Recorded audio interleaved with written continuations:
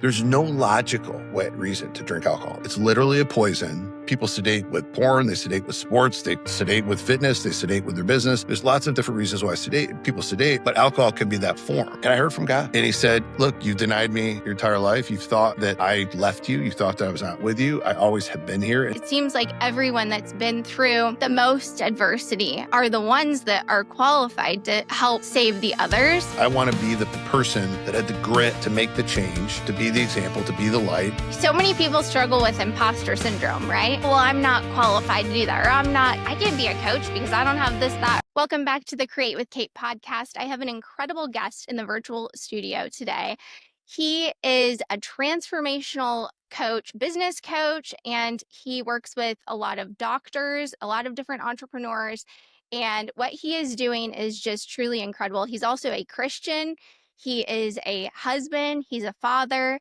And I'm just so excited to have him in the studio. We're going to cover a lot of topics. So stay tuned, watch the whole episode because we're talking semaglutide. I know it's a hot topic. So we're going to get into all the good stuff and sobriety. So welcome to the podcast, Adam Lamb. Thanks so much. Happy to be here. Excited for the conversation that we discussed through personal development, health and wellness, building businesses, and connecting with self to become that best authentic version of you to share with the world. Let's get back into the book and sobriety and how that journey got started. It started with a bad relationship with alcohol. For me, was growing up in a household where my father was an alcoholic, eventually led to him leaving my mom, which was like a pretty devastating thing. Had a lot of pain as a child around alcohol, which was crazy to get to my teens and start with wine coolers and start drinking beer and, bonfires and parties, to where I had a drinking problem in high school. And so from there, going into working in restaurants and nightclubs from 18 to, my late 20s, it just fueled that culture of alcohol as part of my identity. And so when I met my wife and decided I want to get married, which was right around 28 years old, I realized stuff had to change, but I didn't really know what to change. And so I started reading books and things of that nature to find out what successful people did. And going through this process, really started learning and growing around 33. And then in 2016, which would have put me right around 36 years old, the last thing that I really hadn't addressed, like the elephant in the room, was alcohol, right? I would still have, at the end of the day, have a couple Tito's, every now and then go out, probably drink a little too much at a social gathering. And what I knew instinctively inside of me, after going through all this self-development, reading hundreds of books, that was the biggest thing holding me back. And the fear around do I admit I have a problem? Is it sobriety? Is it AA? Because I'm kind of the type of guy that no one tells me what to do. I do my own thing, and I've done that my entire life. So the idea of following one of those paths was not an option for me. And so I was like, you know what? I'm just going to quit. And so my dad, I mentioned him earlier, literally drank himself to death as time went on. So in 20, and he passed away from liver issues, just body shut down, had destroyed his frontal lobe of his brain. He basically had onset alcohol dementia. So I didn't even know who I was. This is in his 50s. And I saw that, and I'm thinking at this point in my life, I'm a father. I'm aspiring to want to be successful. I started a business. And I was like, I don't want to end up like this dude. What do I got to do? And so I was like, I'm just going to quit drinking. So September 5th, 2016, it was after, I think Labor Day, was that's it. This is my last hurrah. I'm done drinking. And what I found was the challenge was explaining it to people. And so I made the decision, I'm never drinking again, but I didn't necessarily tell everybody else that. It was oh, I'm taking, dry 30 because I lived in Michigan, lived on the lake. So in the summer, June, July, and August is drinking, eating crap food, just and we all kind of get off the lake around September. And I was oh, this is doing a dry September, which turned into October. Just kept making these excuses. And what I found is I had to give people a reason, which is crazy. Alcohol is the only drug you have to give people a reason why you don't do it. So and I got 90 days in, and I was I'll never drink again. I'd never been more confident in my life. I saw myself, I was so proud of myself. I saw myself in a different light. I was processing problems better, just managing stress. I just became this whole new version of me that I didn't know, since 14 years old, right to 38, that there was this a version of me that was hiding inside that had basically been sedated over time with alcohol. And I wasn't like a blackout drunk all the time guy. It was just consistent alcohol. And so I was like, I got to tell the world about this. But I also didn't want to be the guy that's like, hey, why do you drink it? Like be this like buzzkill, no pun intended. And so I decided to write a book. So I wrote a book called Better Than the Binge, Overcoming the Social Obligation of Alcohol, because I found that was the path that was the biggest challenge. Um, I'm not easily socially influenced, but I know a lot of people are. And so I realized that was the challenge because I was open about not drinking and people that would reach out to me were like, but how do you navigate this party? Or how do you navigate this engagement? How do you like, it was all social things. And so realizing that that book could help a lot of people. And it basically is just like a here's how you quit drinking and navigate the social situation. And I even think society's quickly moving away from alcohol is just not cool. It's dumb. Like people hanging out, drinking, getting drunk, especially like when you get into like your late 30s and 40s, where I'm like, dude, you're not like in the fraternity, like sorority years are over, sister. Like, let's quit. And so you see that stuff and you don't realize it till you're outside of that, like how foolish you look, mistakes that get made, reputations that get blown. And I knew that for the future that I wanted, the level of success I wanted to attain, I knew that alcohol would be the one thing that could get in the way of, of that. So I just had to eliminate it. And everything in my life, hockey stick skyrocketed to the next level. I love that you talk about it in that way too, of like, it's not like you were blackout drunk and it was just that it was this, and it is true, it is this thing, right? That's just what people do, right? You go to a wedding, there's drinking. You go to this gathering, drinking. I mean, and in I would say most people, it is more acceptable. Like the moms that drink wine at the soccer games, right? And now that I think because you're in a circle of people that are not like the average person, they don't drink, but I still think the majority of the population struggles with this because of those social situations that you mentioned, being on the lake in Michigan and whatever. And these are people that are, these are doctors, these are, people that went to school, they live in nice houses but they're probably drinking too much. Like, I think there's a big issue that many people don't even know about. And I think when you get in these, and you get into personal development and entrepreneurship, yeah, that circle is, I don't think they don't have time to drink because their goals are too big. And one of the big things, so I've helped coach hundreds of people through this, but the people that I connected with the most in helping them through it was kind of a little bit of that alpha mentality. And so, I've always worked with like executives, CEOs, high performers, and those kind of the people that are attracted to me. And it's repositioning the conversation around alcohol. So it's like, hey, it's something you go do. Well, look, are you average? Are you just like everybody else? Like we talked about in these higher levels of people, these top 1%, which is, my brand is the 1%, is like, are you like everyone else? Well, no. Why do you still behave that way? Why do you need to come down from the high level performer, high level person, the high standards that you have?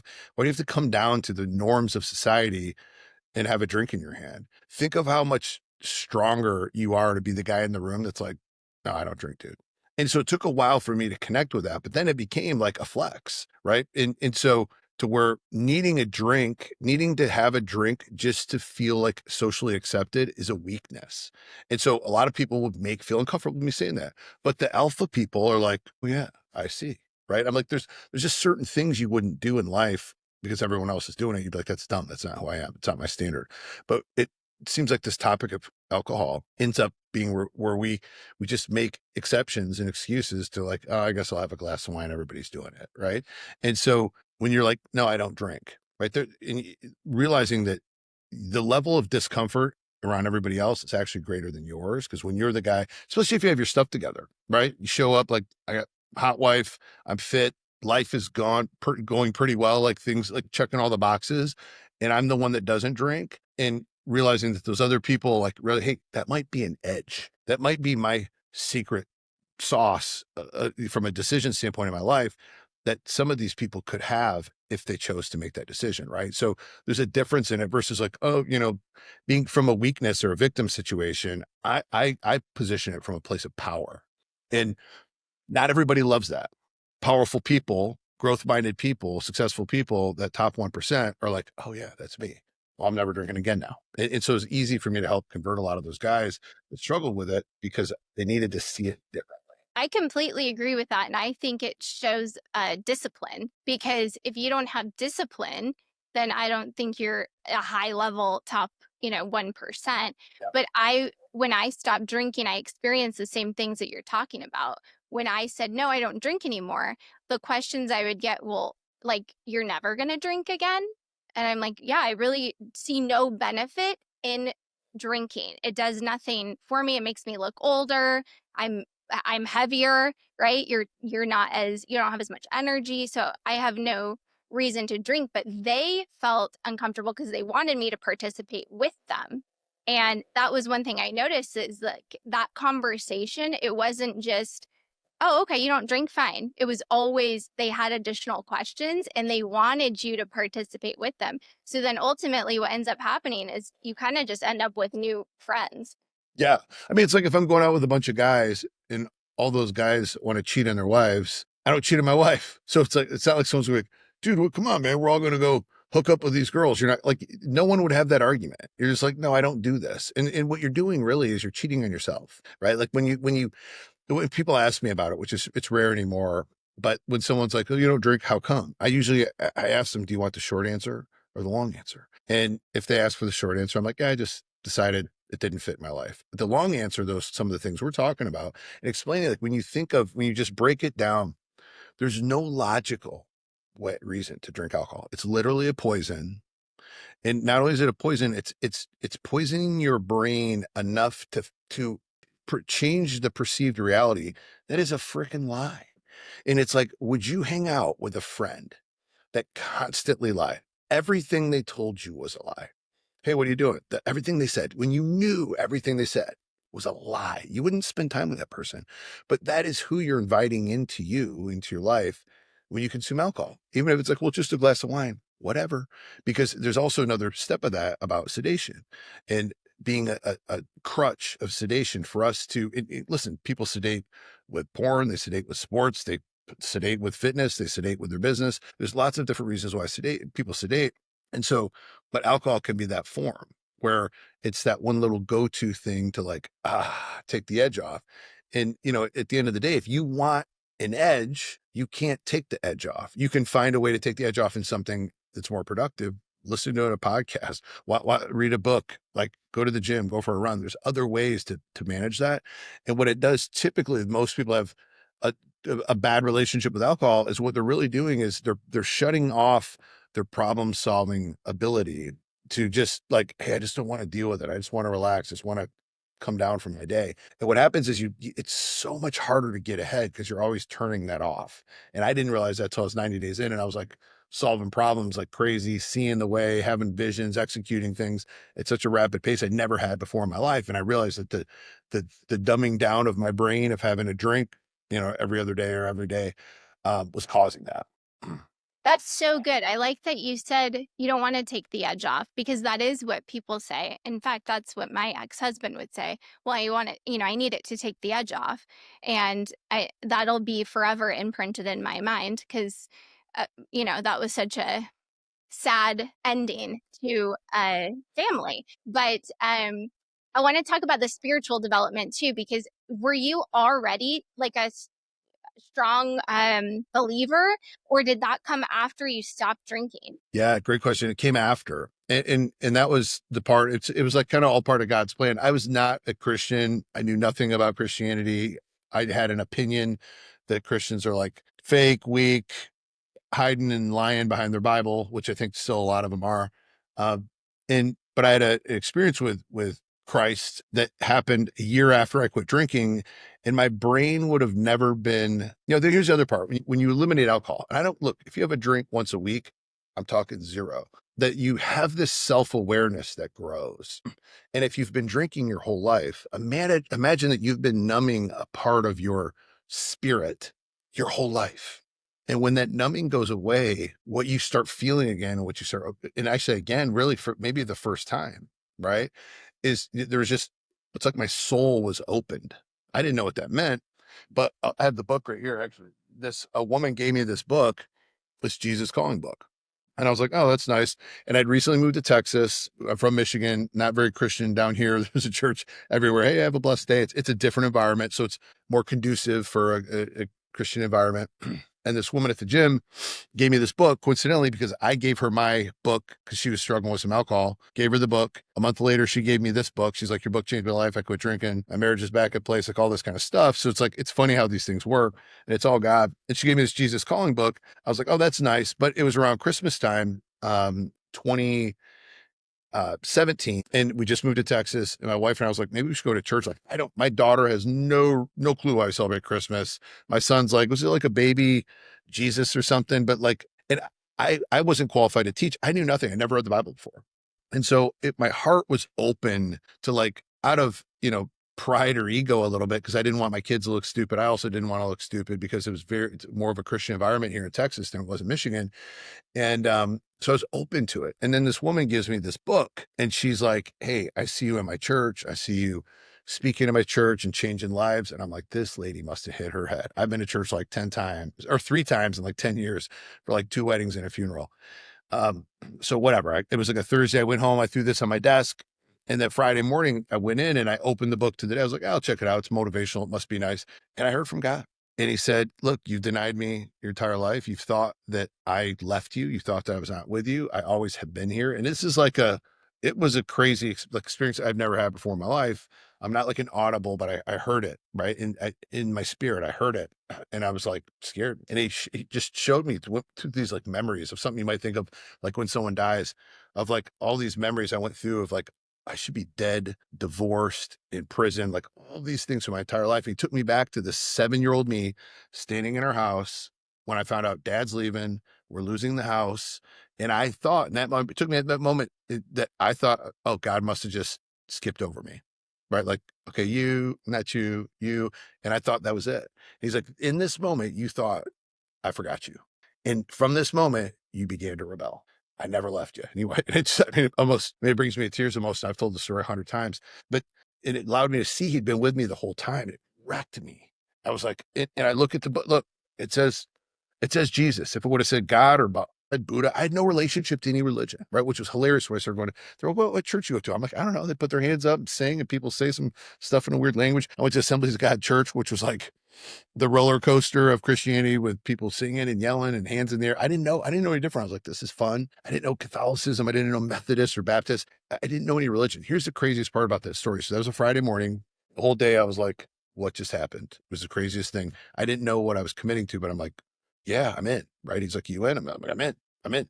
That next morning, here's the craziest part. Saturday morning, my most Christian friend from back in Michigan, my buddy, Dr. Jason, calls me at like 8 a.m. on a Saturday, which is rare. And usually calls me. If we talk, hey, do you know someone for this? It's usually a reason, right? Calls with a purpose. And he calls me, we're just like small talking. How's things going? How's Michelle? Everything good? The marriage, all this. I'm like, what does he want? It's 8 o'clock in the morning. What's he calling me for? But towards the end, I just felt it. I say in my spirit now, I talk Christian at least now, but I, I want to tell him that I wanted to have a closer relationship with God. And so I was like, hey man, it's funny you called. He's the only friend I know that prays at lunch. And I would even like, whatever, just to be respectful, the only person I knew that would pray at lunch, right? So literally my most Christian friend. And one of the only guys I've ever gone to church to. I even went to church with him a couple of times because we were trying to do a business deal. I'm like trying to sweeten up the relationship. I'm like, yeah, I'll grab the family. We'll go, whatever, dude. Like whatever it takes. And I was like, man, it's interesting you called because I was thinking I want to have a closer relationship with God. He freaks out. He's like, oh, praise the Lord. He's saying all this stuff. He's telling his wife, Adam Lamb wants to have a closer relationship with God. She starts screaming. Kids are screaming. I'm like, dude, what is going on? Like, was this like, did you have a bet to see if you could get me to say something? And he's like, listen, man, this is going to sound super weird. He's like, but the Lord woke me up this morning with you heavy on my heart. He's like, I don't know. You moved to Texas about 4 months ago or whatever. Like, I don't know how things are going. You and Michelle, like, what's up? But I was worried about you. And I was waiting. I've been waiting for 2 hours to call you because they're Eastern time. And it's Saturday morning.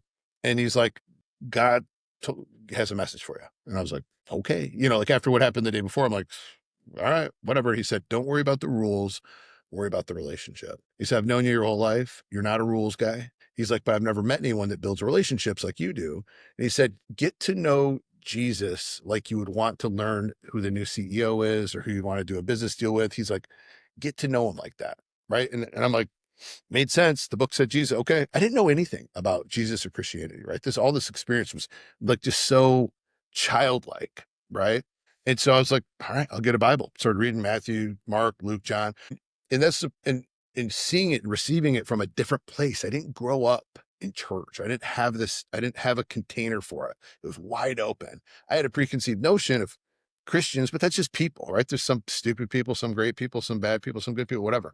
And even that's my opinion. And so I just and started this path, right? And then just learning and reading more. And then the thing that clicked was like, I'm reading this Bible about power and dominion and prosperity and blessing. And like, it just radically changed the way I think. And it was funny because even like when I quit drinking alcohol, but the preparation of removing alcohol and kind of manning up through that process of being like open and confident through removing alcohol paved the way for me to do the same thing with Christianity. Because all the people, I had buddies call me like, dude, you starting some cult down there in Texas, some Christian cult like David Koresh. It was, dude, the stuff that I got from people was hilarious. Because that's what I was. I was the party guy. Like my nickname was Scumbag. Like chasing women and beating up dudes was like what I was good at. And now I'm thumping the Bible and quoting scripture and going to church. And, 6 months later, which was crazy, and that I ended up going to that woman's church, started going there. I was working in the youth group, speaking in the youth group, leading, that, and it's just crazy that's just crazy what God can do. And so like, that's the foundation of everything I do. And so grateful. I'm so, there's a verse in the Bible that talks about the fig tree that didn't produce fruit. And the first time I read that, where you have the landowner and the farmer, and the landowner is saying about this fig tree, it won't produce fruit. He's saying, cut it down. It's not producing fruit. And the farmer is saying, pleading with him, saying, hey, give me another chance. Give me one more year. So it's, year one doesn't produce fruit. Year two doesn't produce fruit. Year three is saying, give me one more chance. And when I read that scripture, I heard God say, that was you. Like Jesus is pleading with the Father, give this man one more chance to produce fruit. And I was like, and I say that, I share it because how many people are out there that are just on the edge of reaching their potential or expanding their potential or finding what's possible in their potential. And if you can't be useful to God, they just take you out. Right. And so I saw that as like, for the rest of my life, I'm never retiring. I'm just letting it rip, working on saving souls, helping people, doing whatever I can do until he calls me home. It could be tomorrow. It could be 100 years from now. I hope it's 100 years from now. But after that experience, I wish everybody could have that experience. I want, like, that's my prayer every single night before I go to bed is I want more people to have that love and certainty that I do. And that's where, like, a lot of people can look at that and say, dude, this guy's crazy. He's big radical. Listen, look at my life. People that knew me forever, I was a piece of crap for the most part. Selfish, low mindset, to where I'm at today. Like I don't want anyone else's life. I love where things are at. And so it's like, I want, and God showed me like, I'm going to show off in your life for other people to see. And because I wasn't Christian person always, right? And I'm still, still struggle to try to fit into that. And I don't. And God said, hey, I want you to be this authentic for this. I made you who I made you, just like God made you, and just like made anybody that's listening and watching this, to be that authentic version, that authentic voice for him. And that's the mission. Yeah, I think a lot of people uh, think of Christianity and they think they have to be perfect, and or you have to be qualified, and it doesn't ever seem to me, from what I can see, like God qualifies these. Well, there is no one perfect, right? But it's like it seems like everyone that's been through the most adversity are the ones that are qualified to help save the others. And I know for me, and I was getting emotional when you were telling that story about you being 7 years old. Because I think about my kids, and I was like, I was praying to God every day. I'm like, please just, my ex-husband, he's a great guy, but he couldn't give that up, right? And he was willing to let his family go ultimately to keep drinking. And I know the impact that that's had on our daughters and me. And I remember just I'd pray and pray, and I still pray to this day that he gets a message. And I love hearing this story from you because it's almost like that it just happened, right? Like that lady gave you the book, and then Um, so I pray for that. But my question for you is this: how, because you were that little boy and you've watched your father, what advice do you have to give to, I don't, like my kids, if they look at their dad and they see, well, they've lost respect is what it is. And I think that is damaging, right? To the, because you want to look at your father as this protector and someone you can look up to. And did you experience that same kind of emotion? Oh wait, Adam, I can't hear you. Sorry, I There we muted. Yeah. go. Okay. I never really respected my dad. And so there's, as a boy, and when my parents got divorced, my dad moved to Florida. So I lived in Michigan, he lived in Florida. So I dealt with like, so, I think God forgot about me. I'm not good enough for my father to love. That's why he left. So, like, what a piece of crap it must be. So I just chose low life things, right? Hanging out, getting into drugs and trouble and doing stupid stuff. Um, Seeking self pleasure, seeking bad, false gratification, right? And so, but going back to the father thing is, so I was hurt, and then I got angry, and then I felt empathetic, right? So, from boy, I was super sad. Teenager, I was pissed. The hell this guy walks away, doesn't need me, like, whatever. Until probably early 20s, and then I probably just didn't care. And then I became a father, and I had a son. Like, what a gift. And then realized, oh my gosh, like all the stuff this dude missed. He never saw me throw a ball, didn't teach me how to drive. Like all the things, as a dad, like I have a 16-year-old son who still hugs me every night before he goes to sleep, tells me he loves me, and he's super, like, it's like, oh my gosh, he missed. So I became empathetic, right? I'm looking back and thinking, man, this poor guy couldn't quit alcohol, couldn't get his crap together, and just missed everything in life. And it's so sad. And so, like, I couldn't even be mad anymore because I was so sad. And I'm so sad for so many people, like maybe describing your husband. I'm like, dude, you're missing the greatest gift. You're drinking it away in this false world, this living a life of lies in your mind, because you're unwilling to deal with whatever you got to deal with, right? We all got stuff we got to deal with. And it's sad. And so for me, I get to lead by example with my kids. Now, I don't demonize alcohol. They just know, like, hey, we don't drink. And I explain to my son, dude, you have the chance to be the first man, because both grandfathers had to quit drinking. Their grandfather, like, long line of people. And going back to biblically of like, I want to change for generations, right? I want to be the person that had the grit to make the change, to be the example, to be the light, so that my kids and my kids' kids and their kids don't have to deal with it, right? And so teaching them to be strong, teaching them to make the right decisions, and leaders, like, yeah, we don't drink alcohol. Look, my wife, she has a glass of wine a few nights a week. I don't care. She doesn't have a bad relationship with alcohol. And so one of the big parts of that is navigating, like, is alcohol bad? It's not good.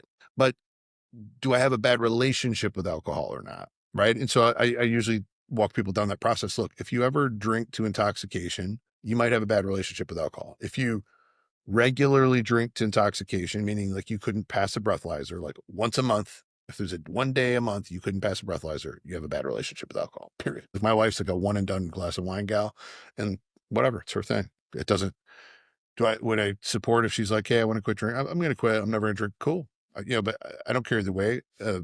So I also am in a position where I'm not judging someone else's life, but if it becomes the reason why life is not working, it's got to go. Right. And so, yeah, sorry. Did you ever like see your, what was the relationship with your father before he passed? Yeah, like as a kid, we try to do like one of those like 2 weeks in the summer, Christmas or Easter here and there, and fly down and spend time. But it wasn't a close relationship. And he always battled with the alcohol. So it was like a hiding thing. So it's like he quit drinking, and then it's like we'd be down there, he like thought we're idiots, and I'd like find like he's like hiding beer cans, or like we would go somewhere. I mean, like the guy took me to my first strip club at 16. I remember, I'll never forget going to, it was like Rachel's in, I think, Fort Lauderdale, Palm Beach, and like pulling up. My dad knows the bouncer, and it was with a buddy of mine too. We're 16 years old. My Did dad, you think that was like cool at the time, or yeah, what? yeah, I yeah. think that'd It be was like amazing for like like it was be like, like half cool, half like, what the heck is going on? And then it got even weirder when we like walk in, and my dad like knows the bouncer, gets me and my 16-year-old buddy in, and he's like, goes to the bar, gets a shisha beer, and he's like, sit down, don't talk to anybody. I'll be back in a little bit. And then he just disappears. And I'm 16, right? And I'm like, I don't know any better. So, but like it created an environment that like, oh, I guess that's acceptable, right? Like there's just certain things, right? Like, so, like that's where I think sometimes, when you meet somebody who's dealt with a lot of darkness, like I have, if you never have, you don't understand how it comes apart. But when it is like, hanging out at a gentleman's club is normal, right? By the time you're 21 years old, what it's not weird, right? It's just like, oh, you guys want to go grab drinks at the strip club? Yeah, let's go do that. We can smoke cigarettes in there. Like it's stupid, right? But I've been on the side of that where that was normal.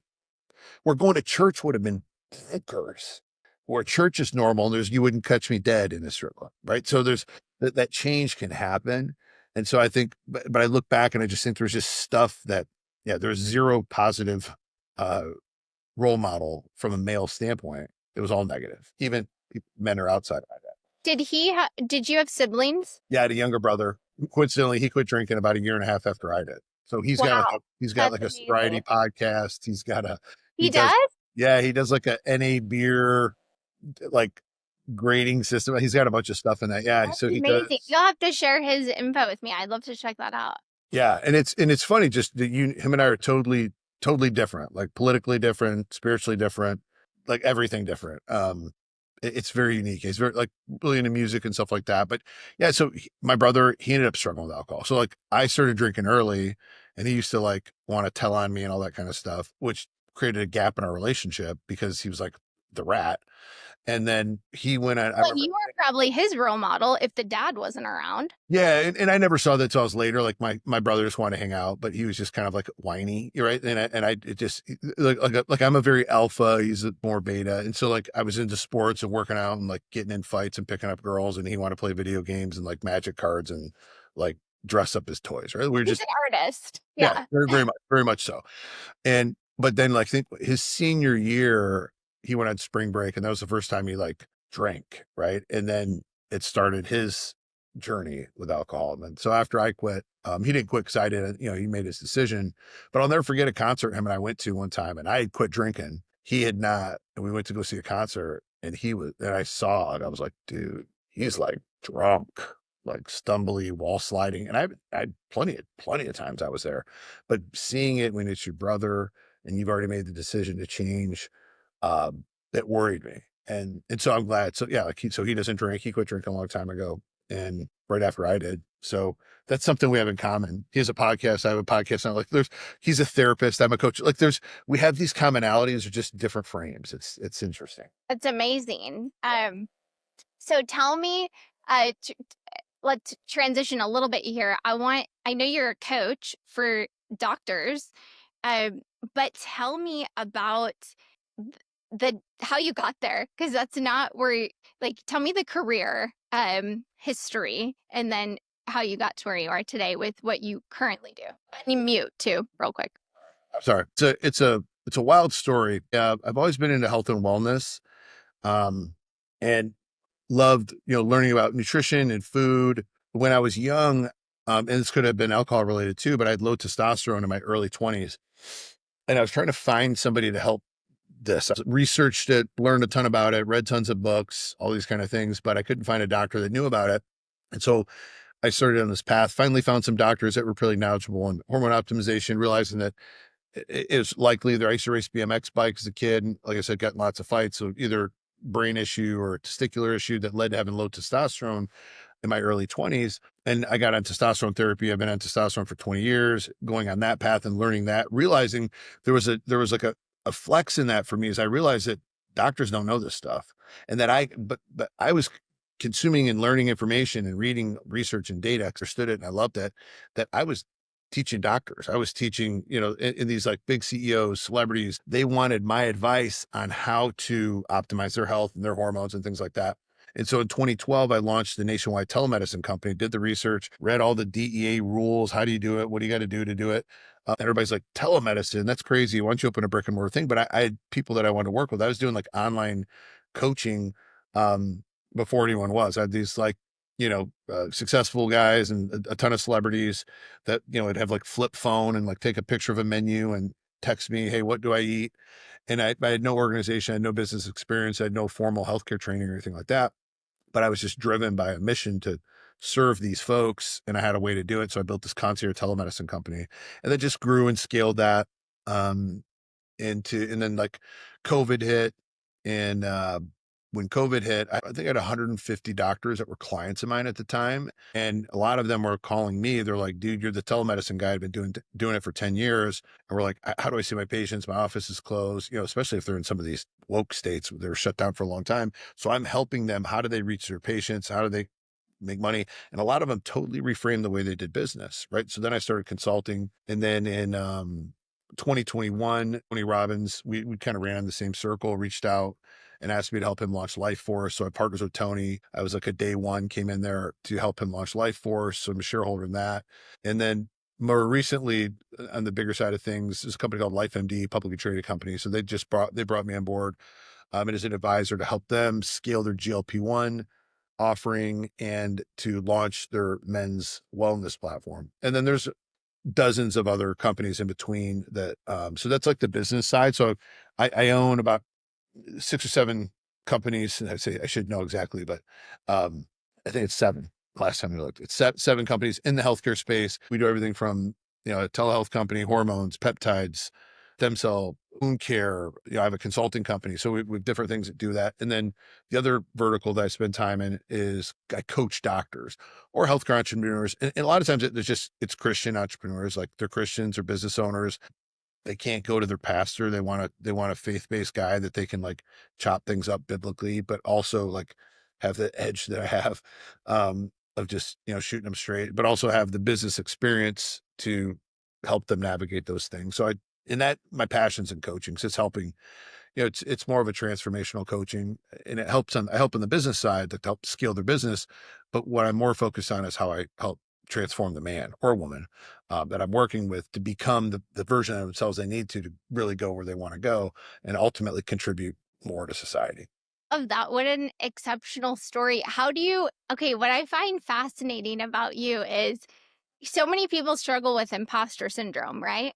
Like, "Oh, well, I'm not qualified to do that, or I can't be a coach because I don't have this, that, or whatever." You coach people that have gone to school like their whole life, spent all this money, and I mean, that story, you make it sound like it just kind of happened, right? Like you did the research and then you're like, hey, I can help you and you. And then it just kind of turned into what it turned into in a way. Obviously, there's a lot of hard work in there, but Yeah. most people hold themselves back. So, how do you coach people through that, the imposter syndrome side of things? Yeah, it's like getting honest with it because, for me, it's easy for me to, there's a version of me that's like, hey, barely graduated high school, struggled with addiction most of my life. Um, have no college, no formal business training. I don't, but if you look at my life today, the fruit that I have has nothing to do with the story. So the decision is just, I don't believe or follow the story that doesn't serve my life. Right.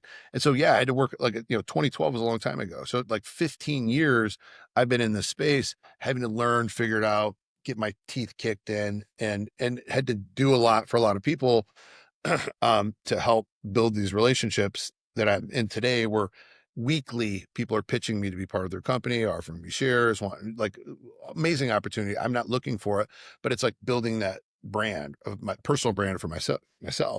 And then where it came to the doctors is what I realized with them is like, no one's trying to help them. Most people society wise generally think doctors have it figured out. They don't. What I saw, what exposed me is early, 15 years ago when I got in the hormone space, I realized these guys didn't, I'm helping these guys fix their hormones. They're doctors, but they didn't teach them this stuff. So it gave me a bit of an edge. And from a confidence standpoint, is I had a thing that I knew that they didn't know. And then when I started consulting with doctors, helping them in the telemedicine side in 2020, is realizing these guys don't know business either. So they don't know how to optimize health. They only know, now I shouldn't say only, but I'm just generally speaking. But they're taught like, if this is a problem, here's the pill. If this is the problem, here's like, and and what I realized is there's a way larger range of ways to treat people. And a lot of doctors were interested in that. So I was able to teach them that. I've helped over 20,000 people change their health over the last 15 years. And then during COVID, it opened up the possibility of what I could do in business for them. Cause I had time. I mean, I was working like 2 hours a day with a multi-million-dollar telehealth company because I built systems and processes and automation and team and all that kind of stuff. And I come to these guys and they're like working 50 hours a week, hate their life, making half. And I'm like, dude, no one taught you guys this stuff. And so I started realizing teach like simple business principles. My doctors don't even have a website, right? Like there's crazy. I had someone today call me. They're 78-year-old doctor. The daughter's coming in, wants to hire me as a consultant. The guy doesn't even have digital records. And I'm like, I've never had this. I was like, you got to hire someone to like literally make a spreadsheet with all these things to like, to bring this practice back to life. And the thing's been doing $1 million a year for 30 years, but now it's dipping down because they're not adjusting anyway. But there's all these different situations all the way up to publicly traded companies that want to scale and do some stuff. So just being a good like systems and processes and organization or something that I love to satisfy my anxiety. And that's maybe with alcohol is like, hey, where I'm going to sedate to manage anxiety, I'm going to solve instead. Right. So I'm figuring out how do I get better? How do I'm crazy about organization and meticulous about details and realizing that doctors are not when it comes to their business. And so it was very easy for me to come in and just like blow the roof off practices. And so, and I got good at it. So, what I had to charge, I had to keep going up based on how much time I had to spend with them, but having tons of success. We're helping them 3 to 5x their business in 12 months. It's like, it's insane, but I know the doctor, I know the medicine, I know the science, and I know the business, right? So it allows me to come in this kind of perfect storm of just my experience and track record of doing it. And they listen to me because I'm like, hey, look, dude, I'm an idiot. I barely graduated high school. You went to school for 100 years. I make a lot more money than you. Here's the businesses in your place. And like, you could have all this even more because I'm not a doctor. I can't do it. I have to, you know, build a lot of different stuff just to get to where you're already at.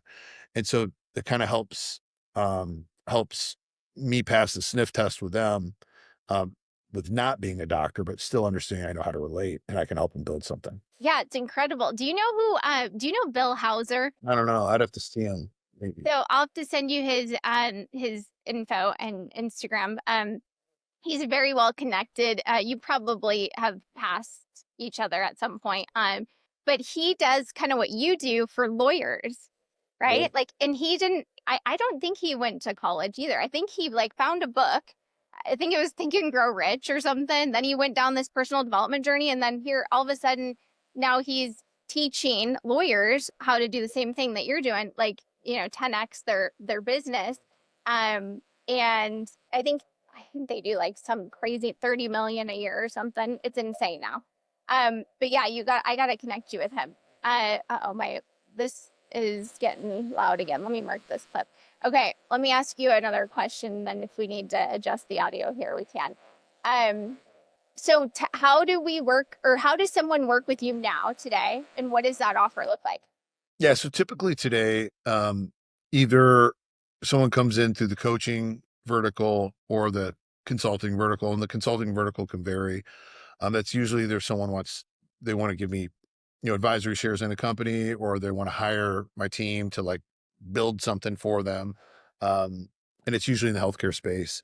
And then the coaching side is, people come in and it varies. I mean, I have a low ticket kind of mastermind group thing that people can be involved in just to like test the waters a little bit. Or I do one-on-ones, and the one-on-one just varies by how often we meet. All right. So I have some clients that we meet weekly because we're moving that fast, right? It's a limited amount of people that I do that with. And then most of my clients, we do like bi-weekly, just so it's like momentum check-in, but we're still working in the meantime, right? Like behind the scenes. And then I have some clients that they need the one-on-one, but it doesn't need to be that often, which is like once a month that we meet up. So very customizable based Yeah. on. Yeah, absolutely. And so that's where I look at the project and see, we'll do an exploration call and just see where they're at. And what I want to learn is I want to know where they're at here and where their business is at. Right. Because I can't say yes to everybody that wants to give me money, because some people don't really want to change. They don't want the outcome. I mean, they want the outcome. They don't want the work, right, that's required. And that can be a problem. Right. Or I Let's can do talk the work. about that actually, Yeah. because I think that's a really good point. And especially in this coaching space, there's a reputation and kind of a negative maybe tone on coaches and personal brands where they're just taking people's money, right? And selling them courses and not really getting them a result. And yes, of course, we know it's not the coach can't do the work for you, right? You got to do it. But you know what I'm saying? Like they could maybe be misled in the marketing.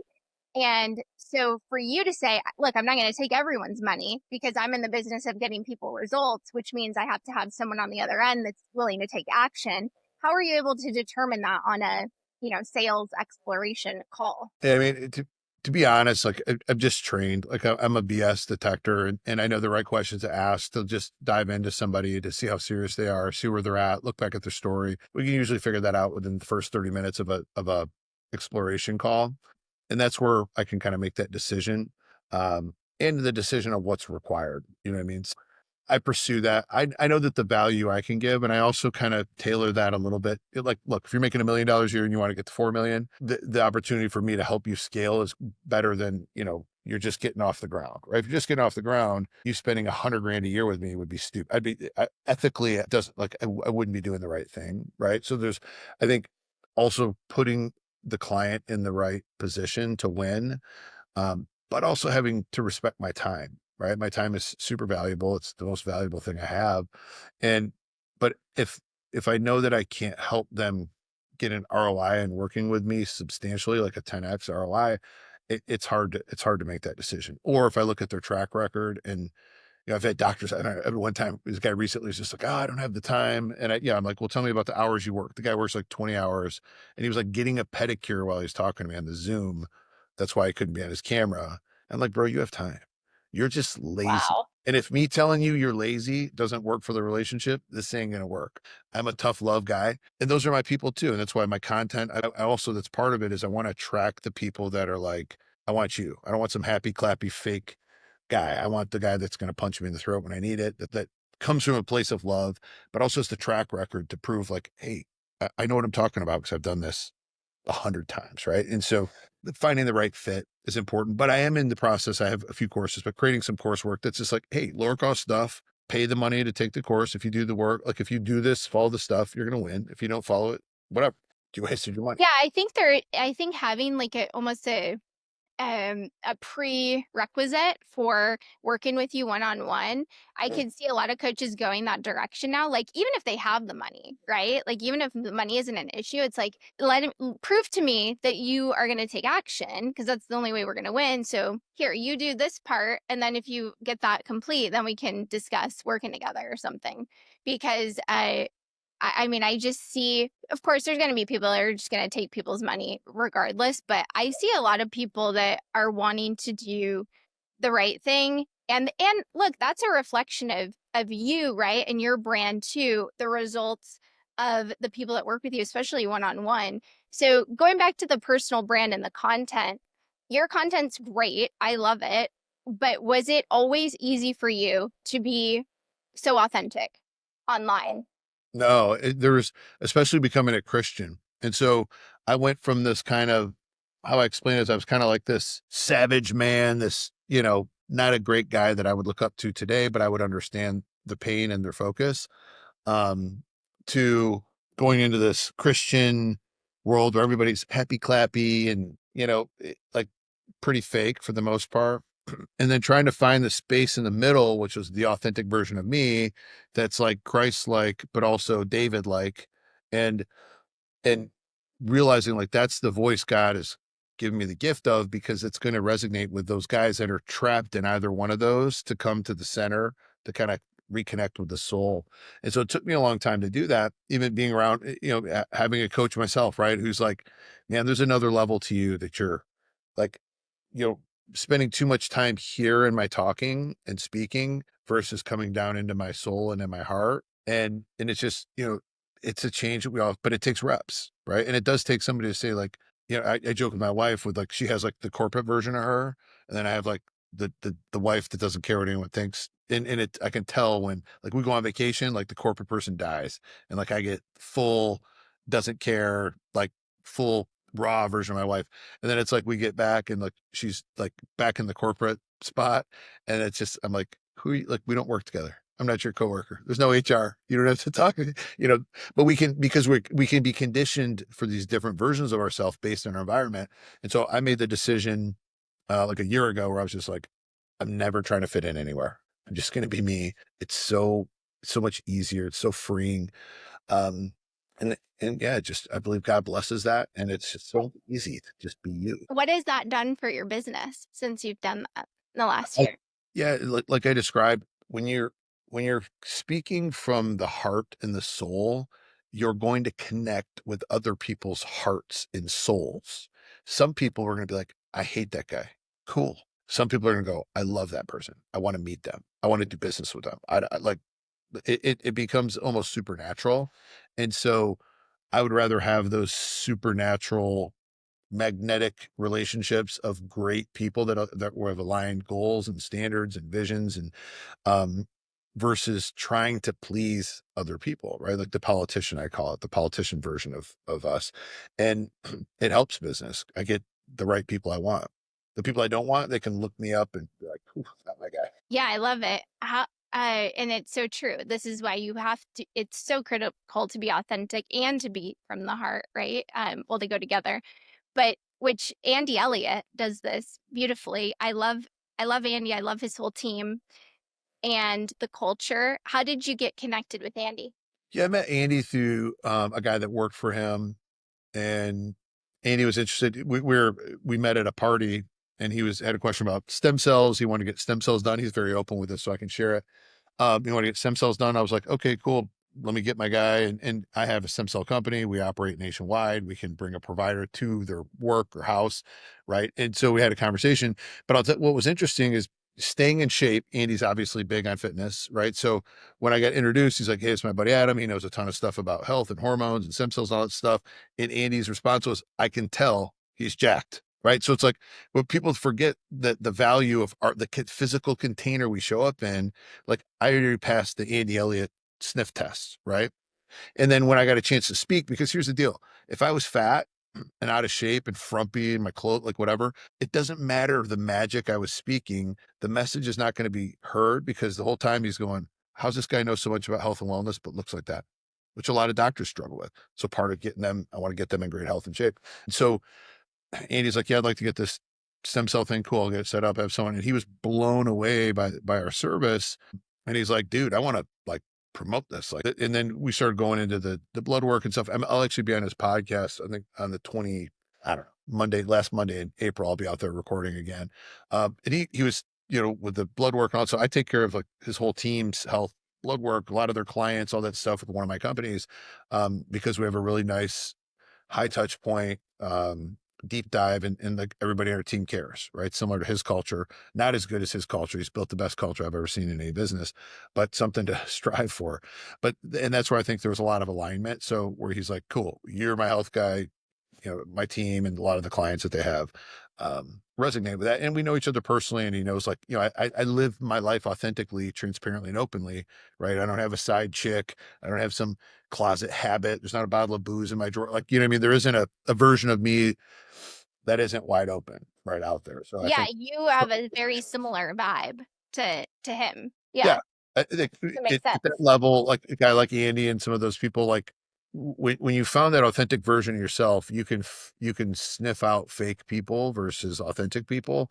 And it just, you don't want to be around people that you feel like are trying to be there, right? They're like, just like, you can tell they're like mustering up something versus just like letting go and just being the version of themselves um, that they're called to be. And I think that's just sensed, and you trust it, right? I can trust somebody who's not trying to be somebody else.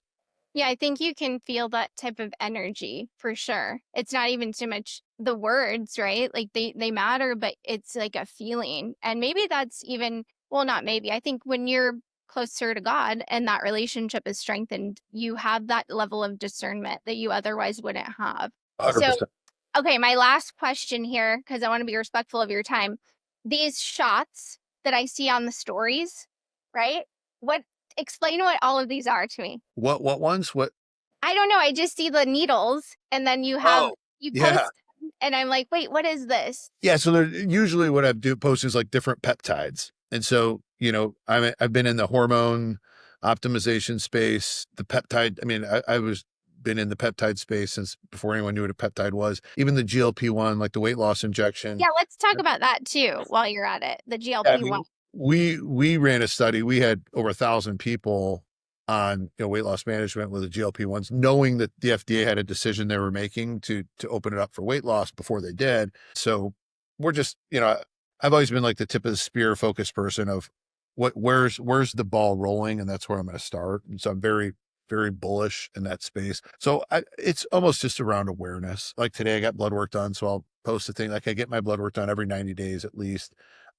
Everybody should be getting it. Like if you don't get your blood work done every year, you don't care about your family. Like that's the stuff like that I say to people. That some people might be offended. Some people are like, crap, I better get my blood work done because I do care about my family, right? Are there certain tests you have to request from the doctor? Yeah, and that's why usually we just we tell people just, hey, come over to my clinic. We know what to do. We have negotiated pricing. It's going to be cheaper. Yeah, because that's the part is most of these doctors don't even know what the lab markers are. They might know like a testosterone or an estrogen, but there's certain stuff that we may want to look for that they're like, I don't even know what that is. And I've had docs because I've had that relationship where they're like, I don't know what you want me to order here. I don't even know what this means. They don't know. Right. And the last thing a doctor wants to say is they don't know because they're in the power position with the white coat. And so they might be like, oh, you don't need all this. And the reason is a lot of times is they don't want to justify it through insurance. So like we're cash only. The second thing is they may not know what the lab panel is you want or the lab biomarker you want to get done. And lastly is they don't know how to interpret it. So they're looking at like, well, LabCorp says this is normal. Who says that's normal? I'm not normal. I'm a 1%er. So the way I want things to be, right? So it's like normal for what, right? Normal average American. Don't sign me up for that mess. And so, This is scary, though. I mean, really, oh, right? Like, it's big this is time. alarming. Yeah, and that's where when you dive into the depths of like the problem in American healthcare and the system, but it's going to be changing. I mean, with this whole Maha movement, people are now like awake and aware. I think COVID started it. GLP-1 opened up doors. I mean, look, that's what I was talking to a guy today, the CEO of a hospital. I told him if I told you 5 years ago, stay-at-home moms were going to be injecting themselves once a week to lose weight, you'd have told me I was freaking psycho. It's happening. And then what happens is they're like, now they're doing that. And then it's like, what's a peptide? Oh, it's a research chemical. I can't buy it from a pharmacy because the FDA and some of these guidelines. So I can buy it as a research. And that like, like a stay-at-home Susie mom is doing her research, learning about peptides, realizing that that wasn't even an addressable market. Because like when I got into the space of health optimization, most people are like, oh, it's for the fitness people, the athletes. No. Regular people want this edge now. And I don't know if this is a stupid question. Is it GLP-1 a peptide? Okay. And so GLP-1, is this safe or not safe? Because there's a lot of controversy on this. I'm actually, I am on that, but I never did any once. research, which is sad. But Yeah, it's all right. But that's what I'm saying is most don't. I mean, think 2 years ago, if someone told you to start doing a shot, like there's just society is changing this level of comfort, right? Like, so when we took our even stem cells, like we took this, which is still people are like, I got to go to Mexico. Or, no, you don't. You can do the same thing here. The only difference in America when it comes to stem cells versus Colombia or Mexico is in America, we're limited by what we can promise. If you're in Colombia, I can say, dude, I'll heal that. We'll reverse that. We'll fix that. In America, you can't because it just, the legality around claims, right? Because there's a lot of people selling snake oil. So you just can't, we just can't say anything different. That's the biggest challenge. And so even today where we took our telehealth company, because I have so many providers throughout the country I work with, where it's like, you want to get a stem cell IV or an injection, we link you up with a provider, we process the whole thing, medical intake. Someone will literally come to your office and you can do it while you're on a Zoom call. I mean, it's crazy wow. versus before where it's like, is this taboo? Like people are still like, does that work? Is that snake oil? And I'm more bullish and I'm like, dude, we're going all in. I'm going to where I think this is going to be in 3 to 4 to 5 years. So I can get another exit. That's a small scale sell. So I build businesses in that space. I owned semaglutidetherapy.com. We started that way early. Sold that Oh, company. really? I had all the titration data that was different. So like, you're not a big woman. So the amount of GLP-1 that you would need to sustain it's usually lower. So Yeah, it's very small, the yeah, amount. your dosing isn't line up with the big pharma drug companies version of it. And so we had all that data. So I was able to actually consult for a lot of these large compound pharmacies that were making the GLP-1 because I was like, look, here's the actual data that we see. So they knew how to make the vial. Okay, well, this vial will last a month. This vial could last, like they could structure it that way because I had the data to prove that it was actually different, more efficient than what Big Pharma was doing. Because I love the data. I'm a total geek when it comes to that stuff. And so, which has helped me, be successful in building. So, according to the data, then is it safe to take or not safe to take? Yeah. Because there's a lot of stuff out there right now that's like you're It, gonna it, die. yeah. No, it is safe to take. It's actually it's probably the healthiest weight loss, fat loss drug out there. But like anything, needs a little bit of education, right? So like everything has room for abuse, right? We started this conversation with alcohol. There's plenty. I mean, there's people that you see that are they're unhealthy, skinny, right? That could be a problem. And so there's lots of challenges that could present themselves when you have something like this. But as far as something to help people with fat loss, it's great. But I do believe that people that are obese, overweight, that have to lose fat should be doing it with a coach, right? Not like their girlfriend. And so having somebody help you, like, because what it does is the drug is giving you power around not eating as much as you may usually eat, right? And so the goal through that is for you to develop new habits, a new identity around food, your relationship, realizing that you literally just went a certain amount of time and you ate totally different because you had to. Because if you eat too much, you feel like crap, you might throw up. And so the difference is, how do you carry that on? You don't need the GLP-1.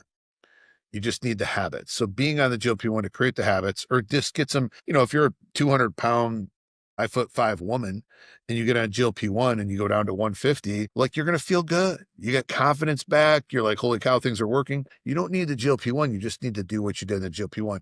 And you have to, we talked about discipline a little bit. So you have to reconnect with that discipline and that structure and find that powerful person who you are. Otherwise you'll just slip back, right? Like a person that is obese and significantly overweight is undisciplined. They don't have standards. They don't have self-control.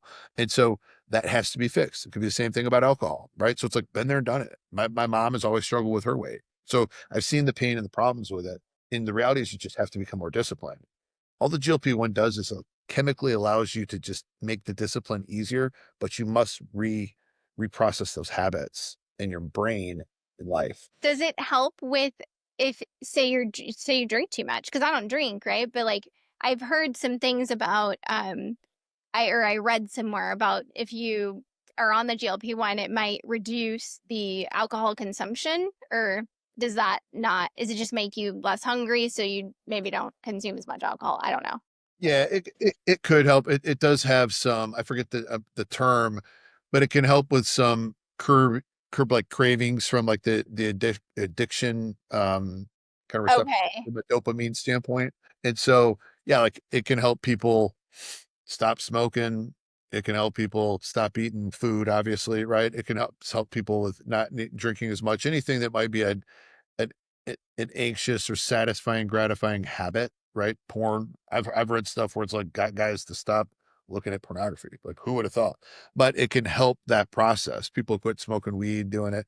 So it's changing that communication in the brain for the stomach, but those same pathways are where some of the other addictions go down.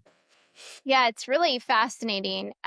Okay, so the future then, and we're okay, so GLP-1, that's a peptide. And then what are these other peptides, like specifically, I guess that men are, Men or women. Yeah. So these peptides can be for men or they're women. both? Okay. And so peptide, think of it, the simplest way to put it is that peptides are a bunch of amino acids that are also naturally occurring in our body. It's like a GLP-1. It's a precursor. There's a natural part of our body that lines up with the GLP-1. The GLP-1 is just getting the body to do it at a more aggressive level, which is changes that, hunger response, right? So there's peptides for like healing and muscle repair, same like a BPC 157, very popular. It stands for body protection complex. And it's created in our gut and secretes into our system. It helps with inflammation, but we can inject it or we can take an oral one. And the reason a lot of these things that are done in our gut don't happen as much anymore because our food's poison, right? So like your body's natural, some of these peptides that are naturally being released in your body get shut down for the most part because your gut health is crap. right?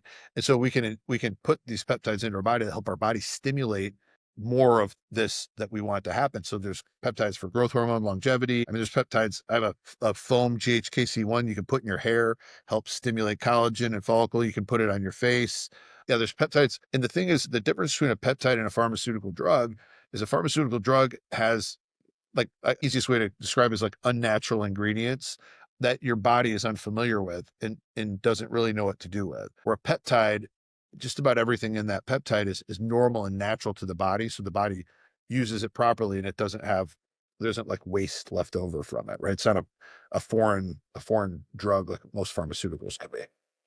Okay, so then if somebody like that's listening to this wants to learn more, like and they're not in Texas, like there's a way where you can Oh educate yeah, them yeah. on this? Yeah, I've been doing nationwide stuff since 2012. I have a peptide guide actually on my social media that someone can go to and download. It's a link and they can download our peptide guide that teaches them all about all Oh, these wonderful. peptides. Yeah, it's super cool. And I made it just because people ask me questions all day long.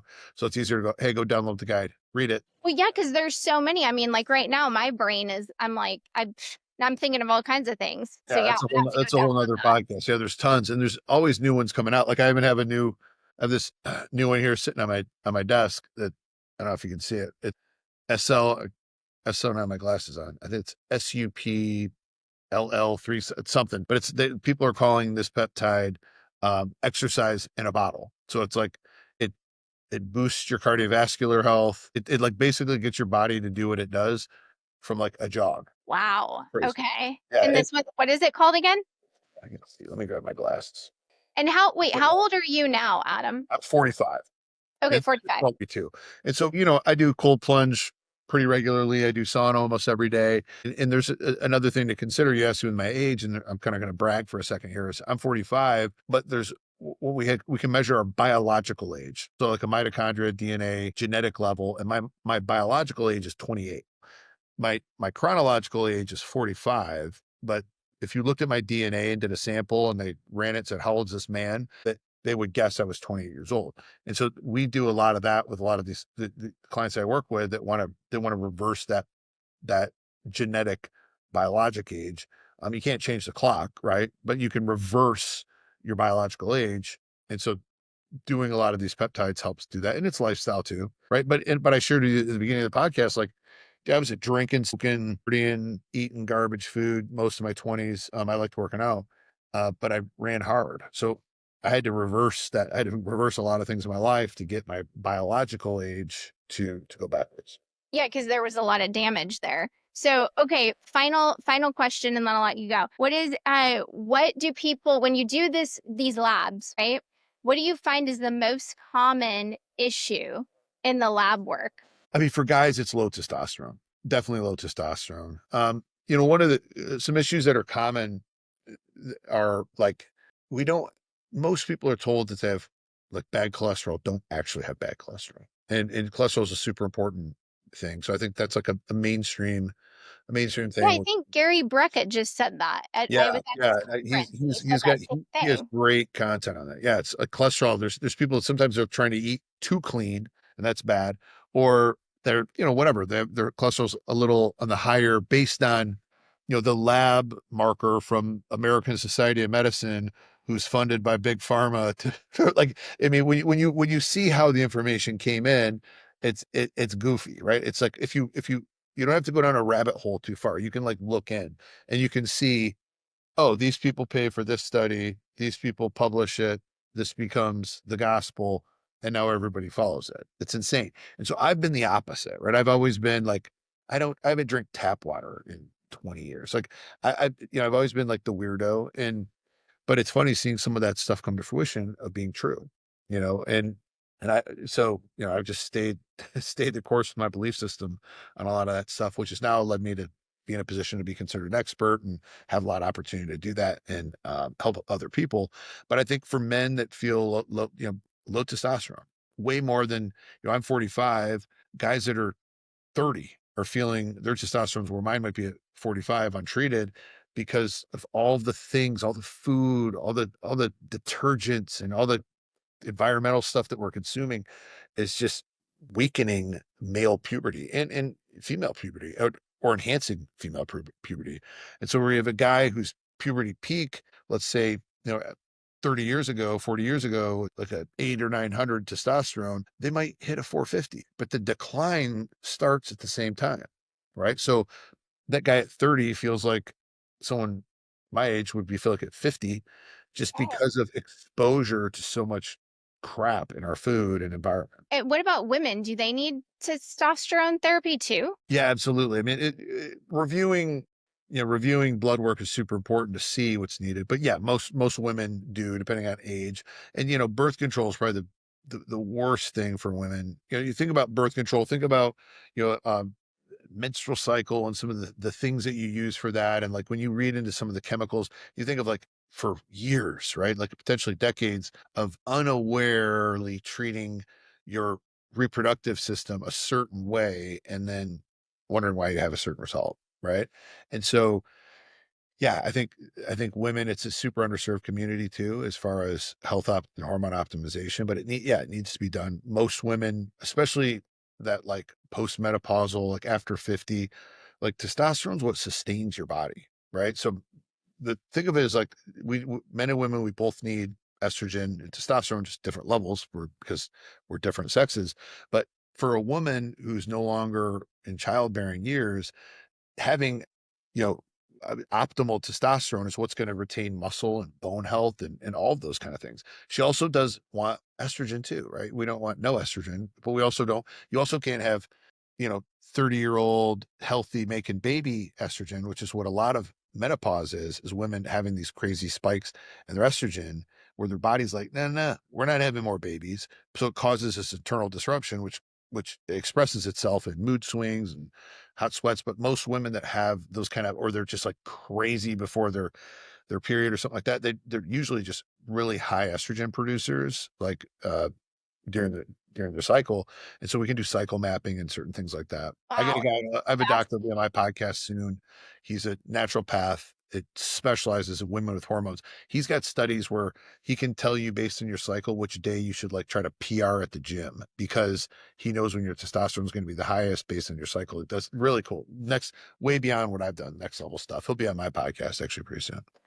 Yeah, I mean, there's so many things that you could. This podcast could be thousands of episodes and counting because there's so many things you could discuss. I mean, that's wild. So your podcast just launched, right? And where can people find it? Yeah, it's called the 1% Doctor. It will be launching, I think we're almost to our sixth show. So it'll launch April 1st. I guess wherever podcasts, I don't know, it's my first one. So wherever podcasts are found, it'll be out there. We're gonna have a YouTube too, because a lot of it's video that we do. And then people can find me I'm most active on Instagram, Adam Lamb 33, ADAM, LAMB 33. Yeah, message me. I'll answer some I love questions. it. Do you know Ryan Pineda too, or no? You know what? We are similar circle, but I've never personally met Ryan. I would love to. I would Uh, love for you to be on his podcast, I would like like to come just out to both guys of Vegas. faith and business. I would love to. I would love to do that. Yeah, happy to. If I can get an introduction, that'd be great. Oh yeah, I'd love to. I mean, I think he would be fascinated by you, and yeah, you are very much aligned in your values, and I think he started his kind of health journey with. I think he does this hormone replacement therapy. He a couple years ago he started doing that, and if you look back at the photos and stuff, like he definitely physically looks different.